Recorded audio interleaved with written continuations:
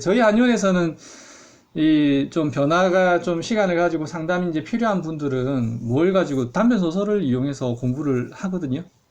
뭐 모든 환자분들이 마찬가지로 가장 좋은 방법은 제가 옆에 딱 붙어가지고 생활하시는 걸 같이 제가 보면서 어떤 지나침이 드러날 때 거기에 대해서 같이 또 이야기를 해주고 왜 그런지 같이 이야기를 하고 이러면서 하나하나 그 상황에서 살펴볼 수 있으면 참 좋겠잖아요. 시간을 또 길게 가지고. 근데 그러기는 현실적으로 좀 불가능한 일이고, 그래서 저는 그 단편 소설을 가지고, 단편 소설을 보면은 그 속에서 이야기의 상황들이 있잖아요. 주인공들의 생각과 행동이 드러나고 감정이 드러나고, 단편 소설을 읽고 그 속에서 벌어지는 것을 통해서 내가 좀 지혜를 배워보는 거죠.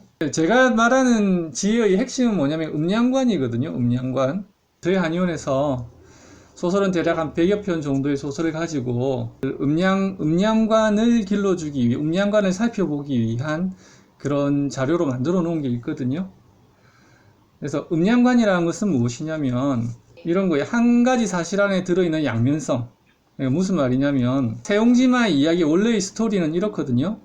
세옹이라는 이제 노인이 있는데 이 노인이 말이 도망을 가버렸어요. 키우던 말이. 동네 사람들이 다 이 노인을 위로해 줬겠죠. 안 됐다고. 근데 이 노인은 뭘 좀 아는 노인이에요. 좀 지혜로운 노인으로 나오거든요. 그냥 허허 웃고 넘겼는데 시간이 지나고 나서 보니까 그 말이 아주 좋은 말을 한 마리 더 데리고 온 거예요. 마을로. 그러니까 세용에게 말이 생긴 거죠. 동네 사람들이 또 다 막 축하를 해줬어요. 좋겠다고. 세용은 크게 많이 그렇게 막 많이 기뻐하지도 않았어요. 전에 많이 슬퍼하지도 않았고 이번에 많이 기뻐하지도 않았고.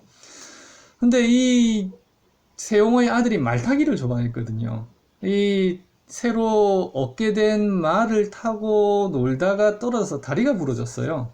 그러니까 동네 사람들이 다 또 위로를 해줬겠죠. 세용은 그렇게 많이 슬퍼하진 않았어요.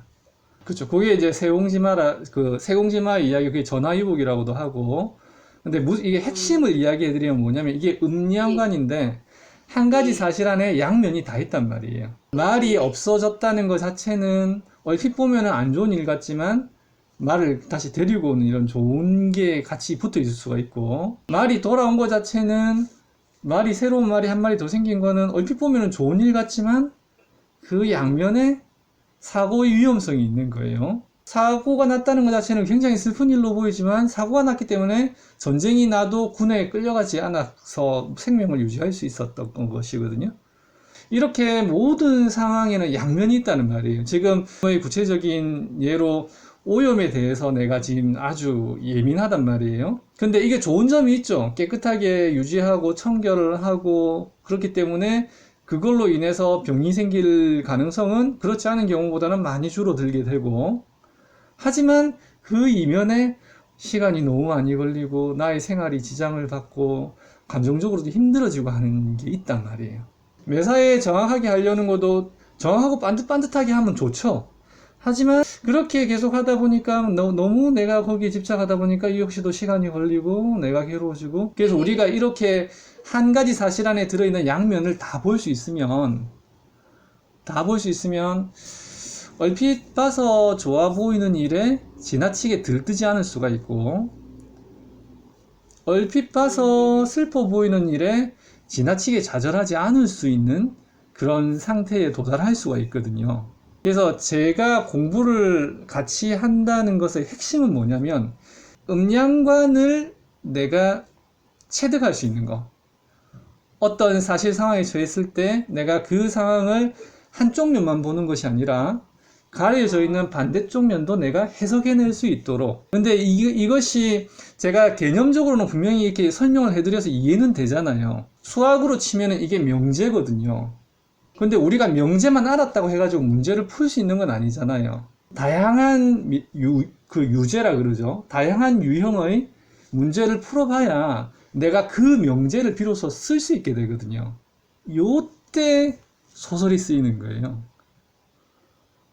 소설 속에서 벌어지는 상황들 속에서 그런 음양관이 어떻게 드러나고 어떤 식으로 흘러가는지, 그런 어떤 상황 속에서 내가 이해를 하고 그걸 바탕으로 해서 내가 내 삶에서 벌어지는 일을 해석해낼 수 있도록 하는 게 목적이거든요.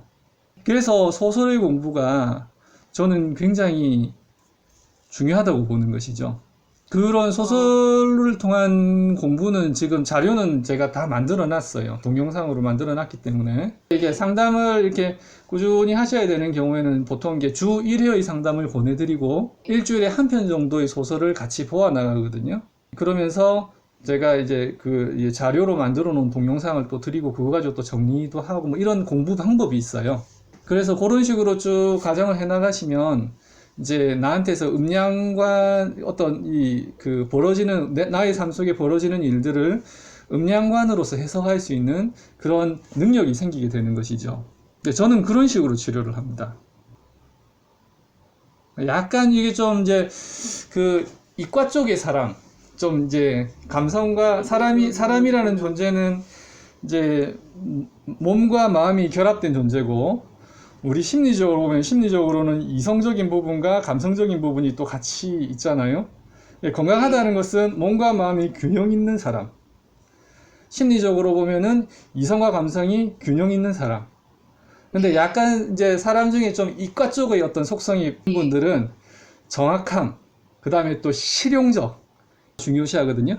그러다 보니까 이제 TV 프로그램을 봐도 드라마보다는 다큐멘터리, 뭐 뉴스 이런 걸 주로 좋아하고, 문학적인 어떤 이야기라든지 그런 거는 좀 실용성이 떨어져서 이게 좀 별로 안 좋아하고 이런 경향성이 있는데, 심리적으로 본다면 그런 드라마 속에서 벌어지는 일들, 소설 속에서 벌어지는 일들을 통해서 우리가 그런 마음의 움직임을 관찰할 수 있고, 마음이 어떤 식으로 흘러갔을 때 어떤 식의 결과가 나는지 이런 원인과 결과를 좀 선명하게 볼 수가 있거든요.